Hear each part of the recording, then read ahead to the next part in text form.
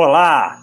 Vamos agora nessa aula discutir algo que é muito interessante. A gente vai fazer aqui uma ilustração com base num artigo muito interessante do professor Davi Kupfer, que foi publicado em 2015 no Valor Econômico, chamado Países Golfinhos. Isso mesmo, você vai ver que essa definição cai muito bem para o Brasil em comparação com outros países que adotam estratégias de desenvolvimento muito diferentes. Nós vamos ver que a maneira como os países enxergam a política de desenvolvimento tem tudo a ver com a forma como eles adotam políticas que são mais ou menos voltadas para a construção de uma estrutura produtiva mais sofisticada, mais complexa e com maior capacidade de enfrentar a concorrência externa.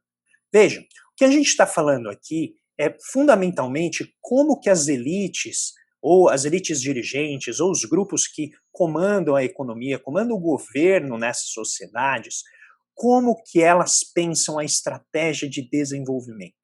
Se elas acham que basta você arrumar a casa e o desenvolvimento vem, porque a casa está arrumadinha, ou você precisa fazer uma estratégia deliberada de focar determinados setores, focar determinadas atividades, e a partir disso gerar efeitos que transbordam para o restante do sistema econômico e com isso movimentam a inovação, movimentam a criação de novos setores.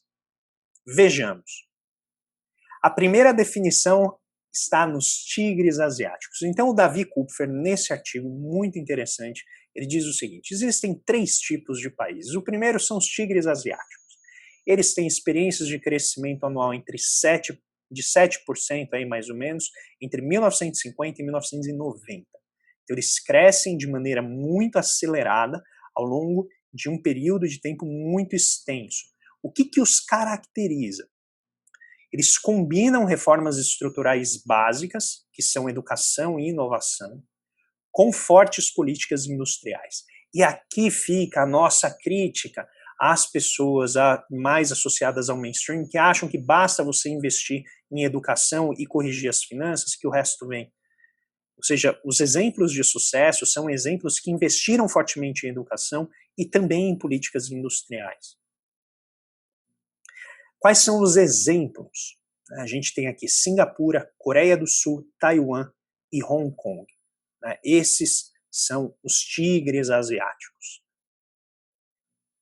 Eles fizeram uma combinação de inúmeras políticas de fomento, de subsídios, criaram mercados que foram desenvolvidos a partir do zero, muitas vezes por meio de fortes incentivos em inovação, aproveitaram por meio de transferência tecnológica, espionagem industrial das mais diversas, recursos e formas de engenharia reversa para você incorporar, absorver e assimilar o conteúdo tecnológico que vinha de fora e, com isso, encontrar vantagens comparativas que são dinâmicas, ou seja, elas se adaptam às mudanças no paradigma tecnológico e com eles contribuem, esse é o ponto, contribuem com as inovações, contribuem muitas vezes com a mudança do padrão tecnológico.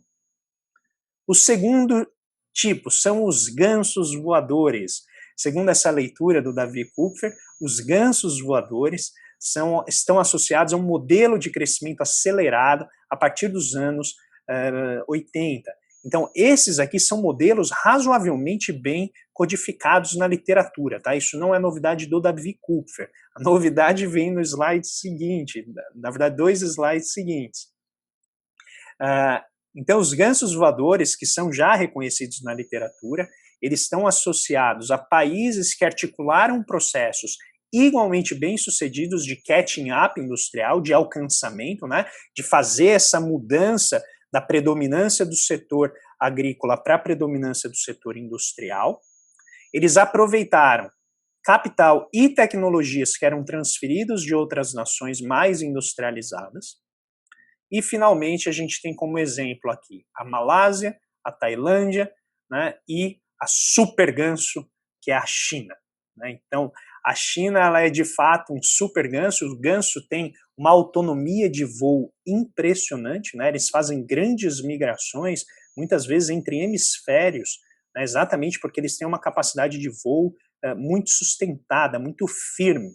Então, a metáfora pegou, né, os gansos exatamente por esse aspecto. Então, em resumo, tigres e gansos, pessoal, são, né, exemplos de países que fazem política industrial de qualidade sem esquecer das políticas de base. Tá? Então, tigres e gansos são mais fortemente e facilmente encontrados na Ásia, né, e eles se destacam pela tenacidade, a capacidade de manter o esforço por muito tempo.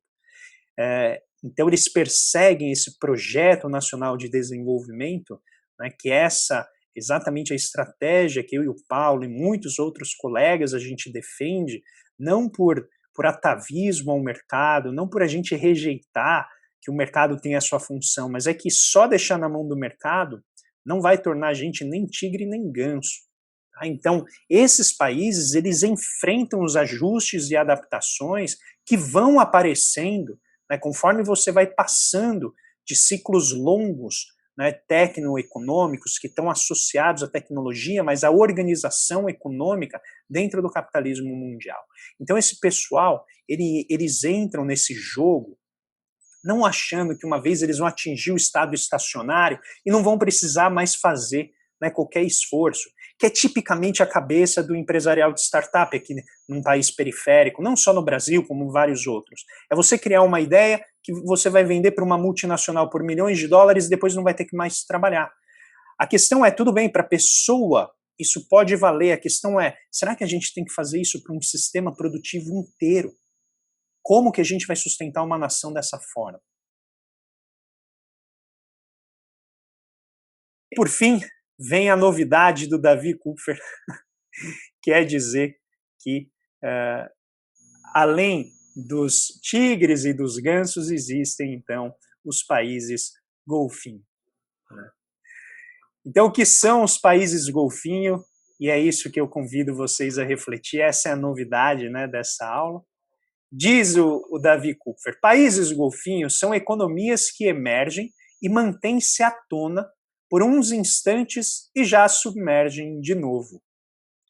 Trata-se aqui, então, né, de países que são abundantes da América Latina contemporânea.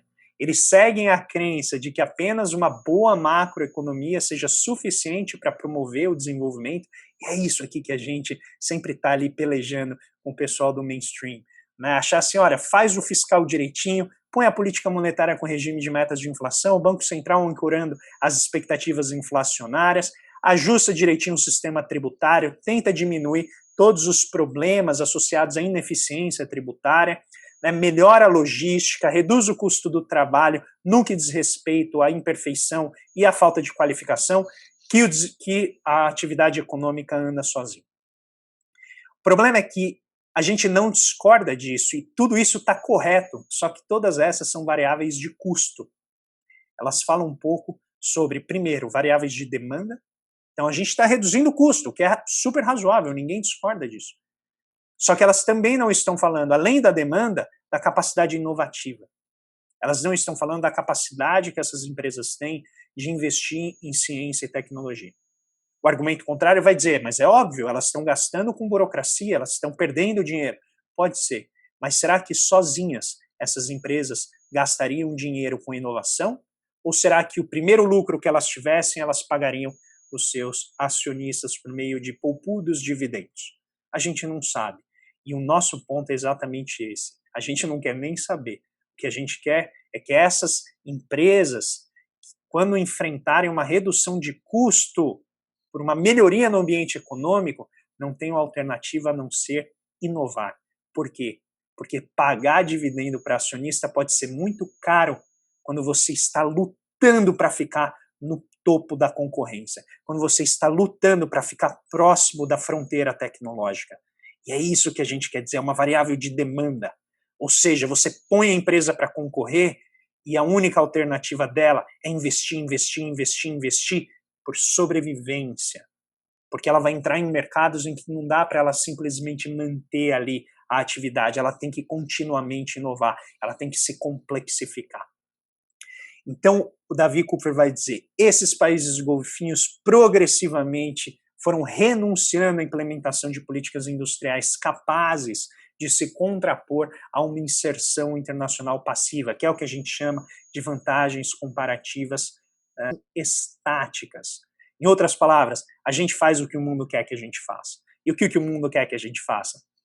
Há produtos baratinhos para eles consumirem e pagarem os seus cientistas muito bem remunerados, enquanto eles geram as inovações que a gente vai comprar por centenas de vezes o preço daquilo que a gente vende para eles.